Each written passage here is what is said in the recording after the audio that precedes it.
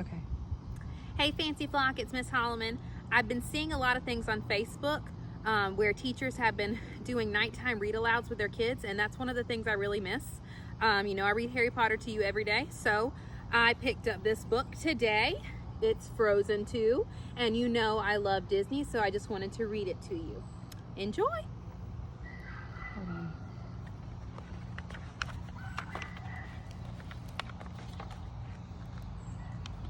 You see the pictures? Yes. King Agnar of Arendelle loved telling his daughters Elsa and Anna stories of long ago. One night he told them about the Northuldra, a people who lived in harmony with the spirits of nature. The story left Anna and Elsa with many questions, but it was late, so their mother, Queen Adina, lulled them to sleep with a lullaby.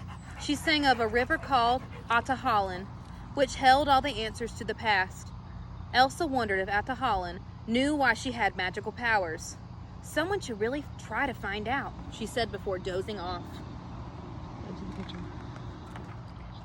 Many years and adventures later, Arendelle was flourishing. Elsa was the new ruler, and she and Anna surrounded themselves with a friendly group composed of snowmen, a reindeer, and a mountain man they called family.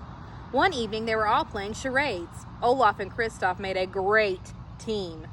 Kristoff guessed correctly every time. Olaf rearranged himself into a new shape. You remember in the movie, they said it wasn't fair for Olaf to be able to rearrange? It was Elsa and Anna's turn. As Elsa stood before the group, she heard a haunting melody sung by a voice that no one else seemed to hear. It took her focus off the game. When the round was over, Elsa abruptly excused herself, saying she was tired. Anna knew her sister wasn't just tired. She opened the door to Elsa's room and saw that she had wrapped herself in their mother's scarf. "You do that when something's wrong," said Anna. "What is it?" Elsa wanted to tell Anna about the voice, but decided against it. Instead, she said she was worried about messing things up. "You're doing great," Anna assured her. Elsa smiled. "What would I do without you?" she asked. "You'll always have me," replied Anna.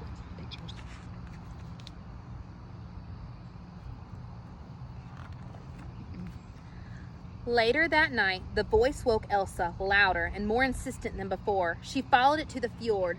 She needed to know more about it. Elsa began to sing along with the voice's call. As she did, she felt her magic getting stronger. The voice encouraged her to use her power in new ways. Elsa found she could pull moisture out of the air and create wonderful fleeting images made of snow. How can this be happening, she thought.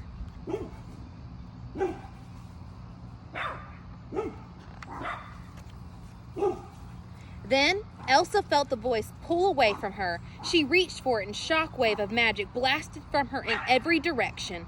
The moisture in the air froze into crystals that dotted the sky as far as she could see. Suddenly, an explosion of light came from the north.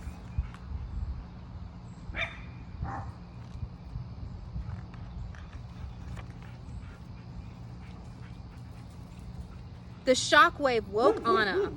When she saw that Elsa was not in her bedroom, she raced for the castle doors, just as she stumbled into the courtyard. The frozen crystals fell from the sky. The sound of crashing ice crystals brought the villagers out of their homes as well. All around them, lanterns suddenly flickered out, and the water in the fountains began to dry up. The sisters found each other, and it was clear to them that something was very wrong. The ground shook and the wind blew the villagers, pushing everyone towards the cliffs. After they were all safe, Elsa told her sister about the voice. "A voice?" asked Anna. "What kind of voice? What did it say?" Forgive me for my puppies. They're barking.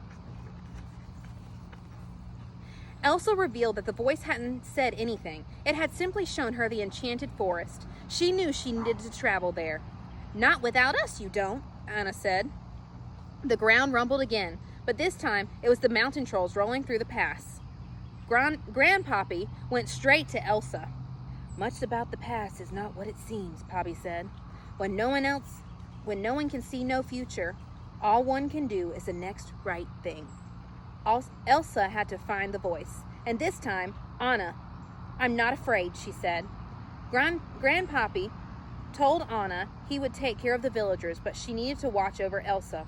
"I won't let anything happen to her," Anna promised.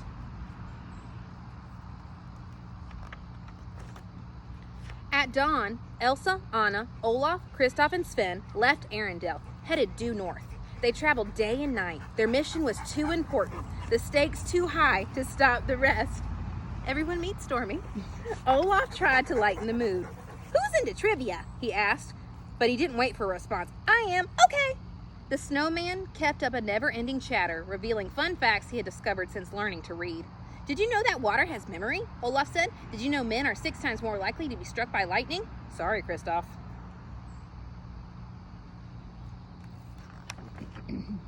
As they went over a small hill, Elsa heard the voice again.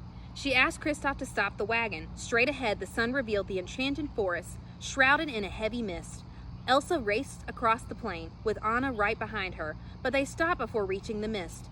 "We do this together, okay?" Anna said. "Together," Elsa replied. At once, the mist began to part. Coming to listen to my story, Stormy? Kristoff, Olaf, and Sven hurried to join Anna and Elsa. The group stared as 4 giant stone columns were revealed. The friends moved slowly toward the monoliths. But once they were inside the mist, it closed around them. They were trapped. They didn't have time to be concerned as the mist began to push the friends into the unknown. That's Springer.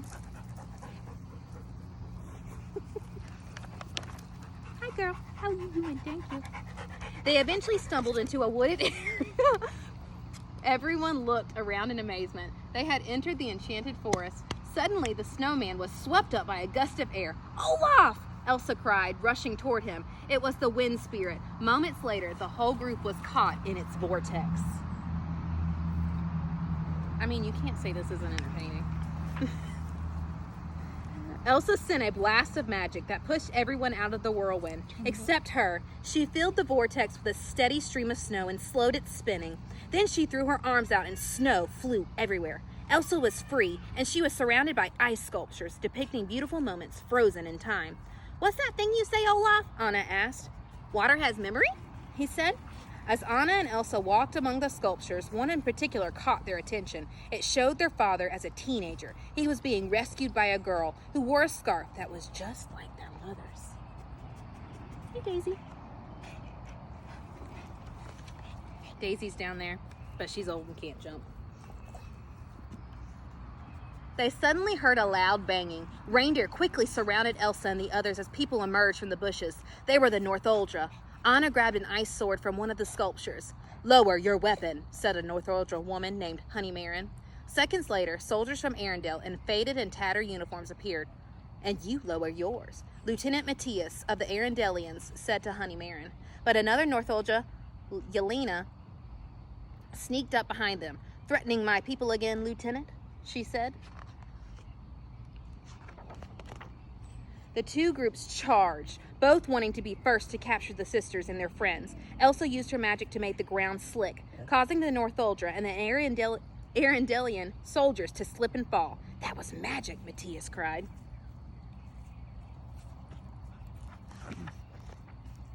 As Matthias got to his feet, Anna asked, "Do I know you?" She and Elsa walked over to him. Then it hit her. His portrait was in the castle.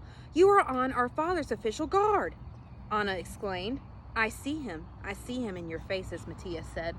The young Northuldra were also eager to meet Anna and Elsa. Honeymaren approached them and asked about the scarf Anna was carrying.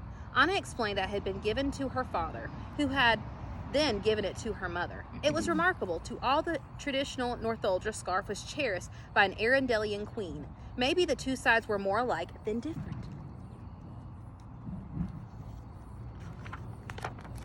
Without warning, a bright light shot out from behind a tree. It was the fire spirit. Everything it touched burst into flame. People scattered, but Elsa stayed to battle the blaze with her magic. The Northuldra reindeer panicked and ran. Kristoff jumped on the Sven and took off after them. Elsa spotted the tiny fire spirit, a salamander, under a rocky overhang. It's Bruni. You remember Bruni?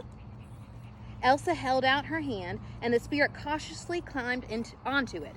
She smiled and sprinkled the salamander with snowflakes. All of a sudden, Elsa heard the voice, and so did the fire spirit. The two of them turned toward its calling. "We have to go north," Elsa said. It was time to move on.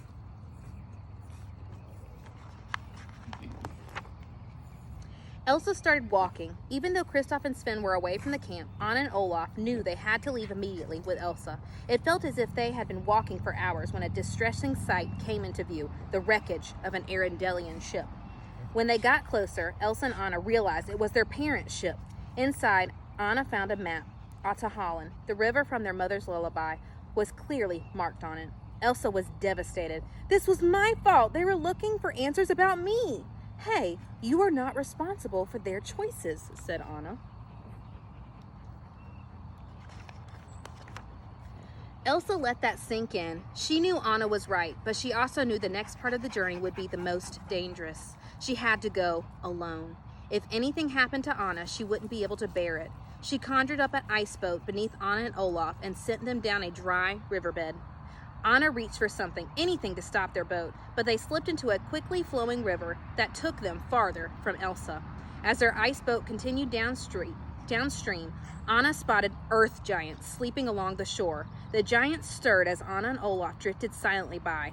As perilous as the moment was, Anna couldn't help wondering what dangers Elsa was facing.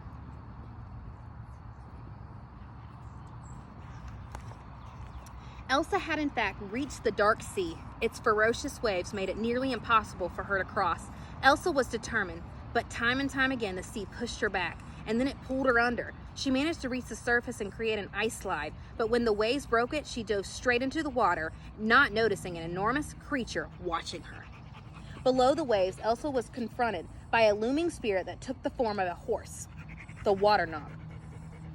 The spirit charged at Elsa over and over, but Elsa didn't surrender. She summoned all her power to create an ice bridle, which she hooked onto the massive horse. At last, the water knock responded to Elsa's commands. Together, they galloped to the other side of the dark sea.